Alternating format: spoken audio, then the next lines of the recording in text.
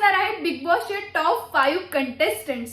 आणि आता अरबाज घराबाहेर गेल्यामुळे निकीचा गेम कसा चेंज होणार आहे आणि बिग बॉस खरंच 15 दिवसात बंद होणार आहे का, या प्रश्नांची उत्तरे मी तुम्हाला या व्हिडिओमध्ये देणार आहे.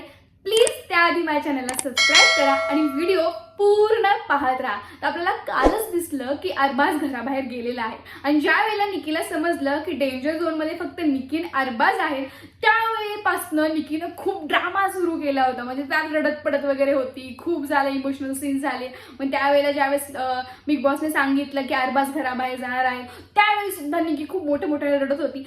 प्लीज कमेंटमध्ये सांगा कोणाकोणाला असं वाटलं की हा सगळा ड्रामा होता. मला तर सिरियसली हेच वाटलं की ही खूप मोठा ड्रामा क्रिएट करते, हिला फक्त फुटेज खायचंय. आणि मला हे कळत नाहीये, म्हणजे आपण ॲज अ ऑडियन्स अरबाजला निकीला बघून वैतागलो होतो, तरी सुद्धा हे बिग बॉस यांच्या जुदाईचा गम दाखवतात. म्हणजे